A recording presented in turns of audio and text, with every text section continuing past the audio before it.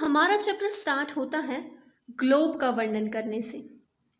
Globe पृथ्वी का लघु रूप में एक वास्तविक प्रतिरूप है। हम सभी जानते हैं कि ग्लोब मानव द्वारा निर्मित पृथ्वी का एक कृत्रिम नमूना है, जिससे हम पृथ्वी के बारे में जानते और समझते हैं।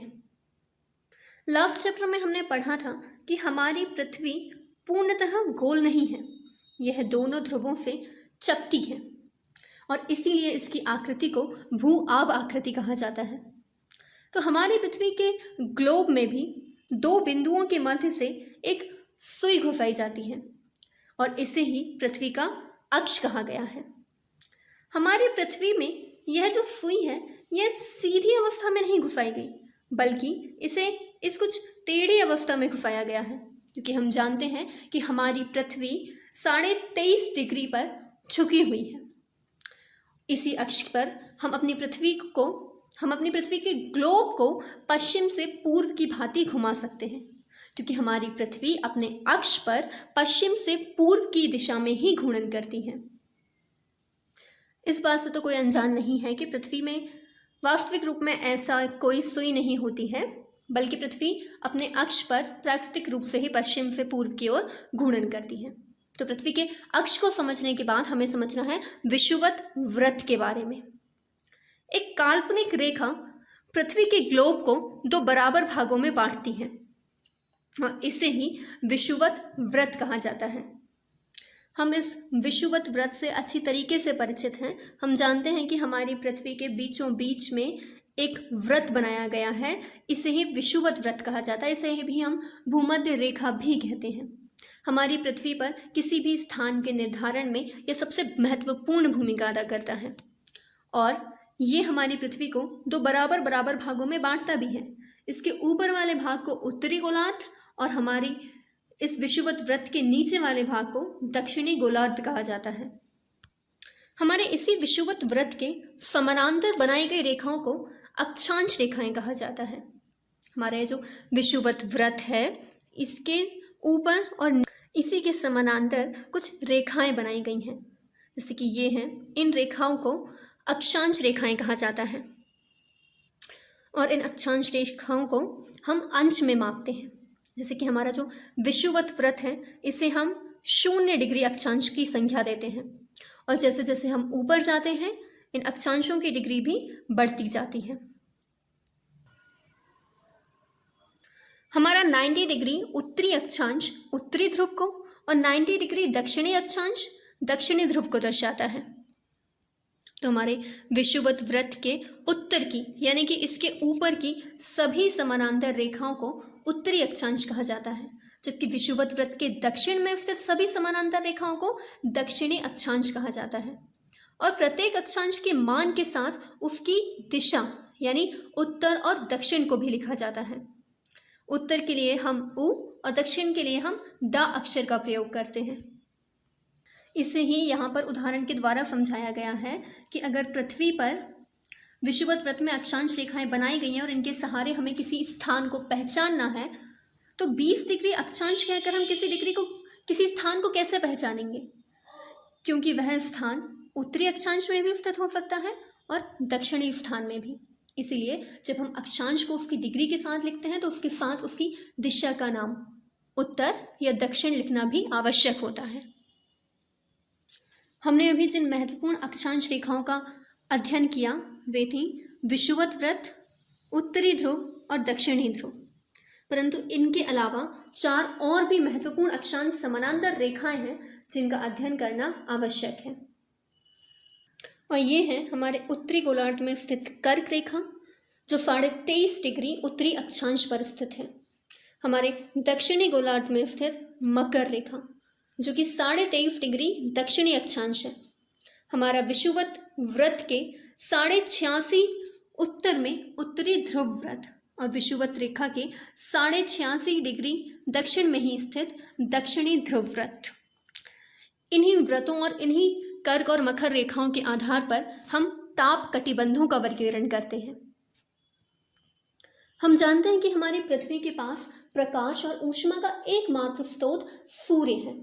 तो हमारे पृथ्वी पर सूर्य से आने वाले प्रकाश और उसके साथ आने वाली ऊष्मा के आधार पर हम अपनी पृथ्वी को कई ताप कटिबंधों में वर्गीकृत करते हैं, जिनका अध्ययन करने से पहले हमें समझना होगा कि हमारी पृथ्वी पर सूर्य का प्रकाश किन स्थितियों में पड़ता है। हम इस एक्सपेरिमेंट से समझ सकते हैं कि जब हम कहीं भी सीधी रेखा में प्रकाश दिखाते हैं तो वह कम जगह पर परंतु तेज पड़ता है, जबकि जब हम प्रकाश की रोशनी को तिरछा करते हैं तो वह अधिक स्थान तो घेरता है परंतु उसका तापमान वह कुछ कम हो जाता है।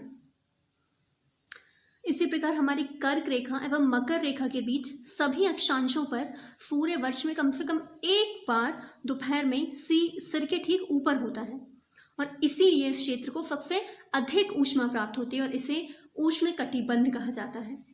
मतलब हमारी कर्क रेखा और मकर रेखा के मध्य के भाग को उष्ण कटिबंध कहते हैं, क्योंकि कर्क रेखा और मकर रेखा के बीच जितने भी अक्षांश हैं वर्ष में एक बार वहां सूर्य की किरणें सीधी पड़ती हैं, इसीलिए यह क्षेत्र अत्यधिक गर्म होता है और इसे उष्ण कटिबंध की संज्ञा दी गई है। कर्क रेखा और मकर रेखा के बाद किसी भी अक्षांश पर दोपहर का सूर्य कभी भी सिर के ऊपर नहीं होता। ध्रुव की तरफ सूर्य की किरणें तिरछी होती हैं, इसीलिए उत्तरी गोलार्ध में कर्क रेखा एवं उत्तरी ध्रुव तथा दक्षिणी गोलार्ध में मकर रेखा एवं दक्षिणी ध्रुव के बीच वाले भाग का तापमान मध्यम रहता है, इसीलिए इसे शीतोष्ण कटिबंध कहते हैं। इसका मतलब है कि हमारी कर्क रेखा और मकर रेखा, यहाँ तो वर्ष में एक बार सूर्य का सीधा प्रकाश पड़ता है इसलिए इसे उष्ण कटिबंध कहते हैं, लेकिन कर्क रेखा और मकर रेखा के बाद की किसी भी अक्षांश पर सूर्य का प्रकाश सीधा नहीं पड़ता, यहाँ पर प्रकाश की किरणें तिरछी पड़ती हैं, इसलिए कर्क रेखा और उत्तरी ध्रुव व्रत इनके बीच के भाग और मकर रेखा और दक्षिणी ध्रुव व्रत इनके मध्य के भाग को शीतोष्ण कटिबंध कहते हैं। यह है उत्तरी शीतोष्ण कटिबंध और यह है दक्षिणी शीतोष्ण कटिबंध। उत्तरी गोलार्ध में उत्तरी ध्रुव और दक्षिणी ध्रुव तथा दक्षिणी गोलार्ध में दक्षिणी ध्रुव व्रत एवं दक्षिणी ध्रुव के बीच क्षेत्र में ठंड बहुत होती है, क्योंकि यहाँ सूर्य इस क्षितिज से ज़्यादा ऊपर नहीं आ पाता, इसीलिए ये शीत कटिबंध कहलाते हैं। ये देखिए यहाँ पर इस क्षेत्र की बात हो रही है कि उत्तरी ध्रुव व्रत और दक्षिणी ध्रुव व्रत और इन ध्रुवों के मध्य के भाग में सूर्य की किरणें बहुत कम पड़ती हैं, इसलिए यहाँ का जो तापमान होता है यह सबसे कम होता है और इस भाग को शीतोष्ण की संख्या दी गई है, सॉरी शीत कटिबंध की संख्या दी गई है। शीतोष्ण कटिबंध तो ये रहा कर्क रेखा और उत्तरी ध्रुव व्रत के बीच में, और ये सबसे ऊपर वाला भाग शीत कटिबंध कहा जाता है और इसी प्रकार ये नीचे वाला भाग दक्षिणी शीत कटिबंध कहा जाता है। अब तक हमने सभी महत्वपूर्ण अक्षांश रेखाओं का अध्ययन कर लिया है। अब हमें जिनका अध्ययन करना है वे हैं देशांतर रेखाएं। किसी भी स्थान की स्थिति बताने के लिए केवल अक्षांशों का अध्ययन करना काफ़ी नहीं होता, क्योंकि केवल अक्षांशों की स्थिति बताने से हम किसी भी स्थान की एग्जैक्ट लोकेशन नहीं बता सकते, क्योंकि अगर हम केवल अक्षांश रेखाओं के माध्यम से किसी स्थान की स्थिति बताने का प्रयास करते हैं तो हम असफल हो जाते हैं, क्योंकि हमारी अक्षांश रेखाएं तो इस तरीके से बनी होती हैं और ऐसे में अगर मान लीजिए ये 20 डिग्री अक्षांश रेखा है और इस पर 2 स्थान हैं तो हम कहेंगे कि यह स्थान भी 20 डिग्री अक्षांश रेखा पर स्थित है और यह भी। ऐसे में किसी भी स्थान की सही स्थिति बता पाना संभव नहीं होता और इसलिए हमारे ग्लोब पर अक्षांश रेखाओं के साथ खींची गई हैं हमारी देशांतर रेखाएं। ये देशांतर रेखाएं उत्तरी ध्रुव को दक्षिणी ध्रुव से मिलाती हैं। इनके मध्य की दूरी ऊपर यानी कि उत्तरी ध्रुव और नीचे दक्षिणी ध्रुव की ओर आते हुए कम हो जाती हैं और ये सभी रेखाएं ध्रुवों पर आकर मिल जाती हैं।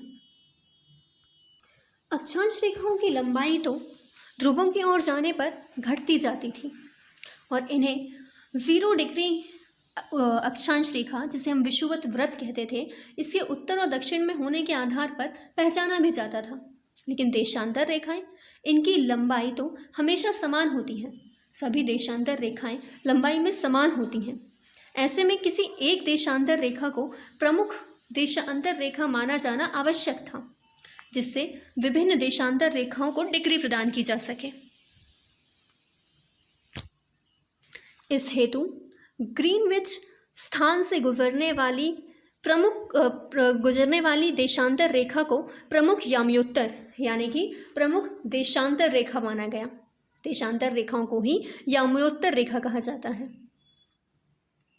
और जिस प्रकार हमारे विषुवत वृत्त के उत्तर और दक्षिण में विभिन्न अक्षांश रेखाओं को बनाया गया था, उसी प्रकार इस प्रमुख याम्योत्तर के पूर्व और पश्चिम में विभिन्न देशांतर रेखाओं को अंशों के माध्यम से पहचाना जाता है। जिस प्रकार हमारी अक्षांश रेखा हमारी पृथ्वी को दो गोलार्धों उत्तरी और दक्षिणी में विभाजित करती है, उसी प्रकार हमारी ये देशांतर रेखा जो है ये हमारे ग्लोब को पूर्वी गोलार्ध और पश्चिमी गोलार्ध में वर्गीकृत करती है। ये देखिए यहाँ पर समझाया गया है कि जैसे अक्षांश और देशांतर रेखाओं के जो प्रतिच्छेद बिंदु होते हैं, इनके आधार पर हम किसी भी स्थान की सही स्थिति, किसी भी स्थान के एग्जैक्ट लोकेशन का पता बता सकते हैं।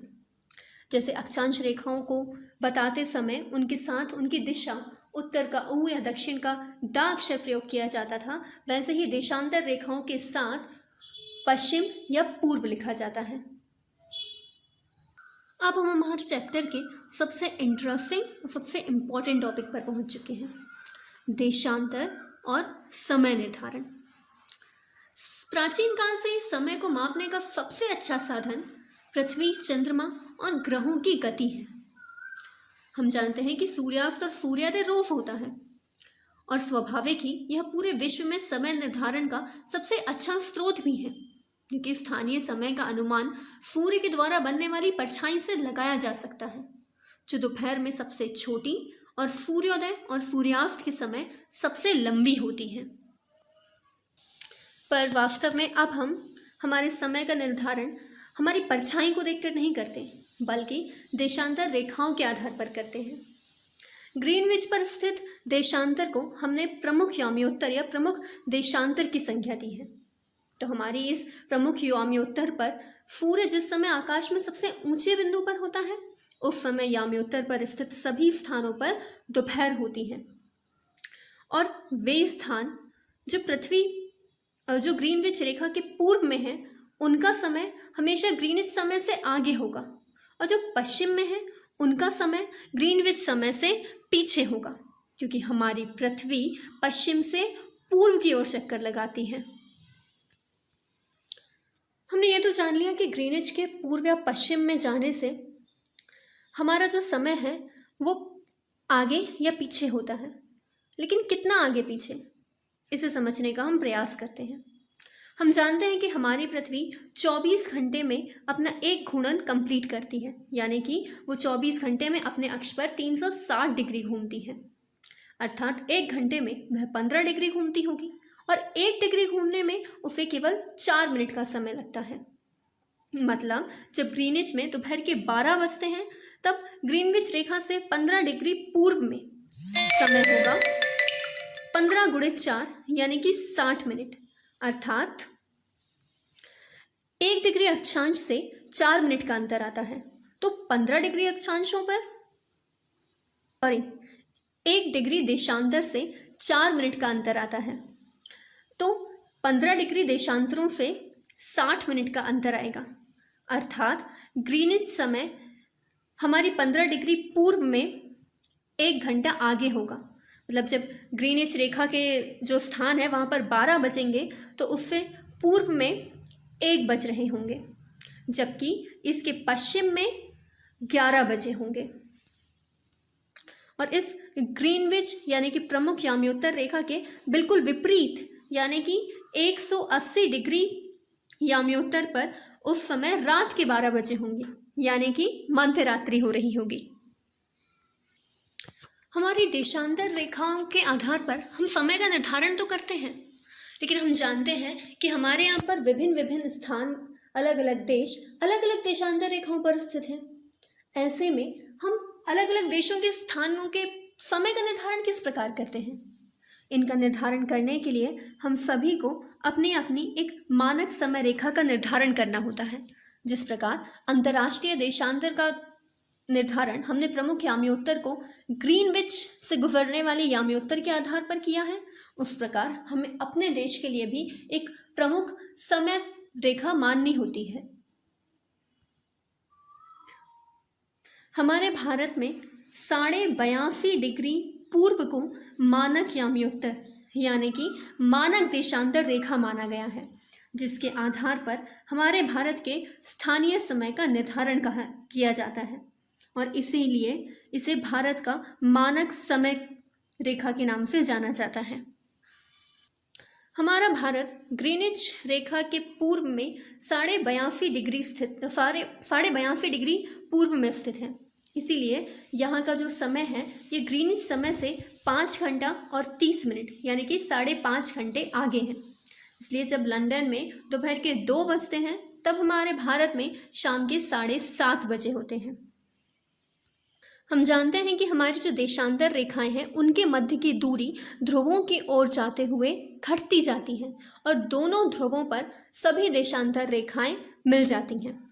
इसीलिए वे देश जिनमें देशांतरीय विस्तार अधिक होता है वहाँ एक मानक समय रेखा मानने से काम नहीं चल पाता, इसलिए अलग अलग मानक समयों को मानना पड़ता है।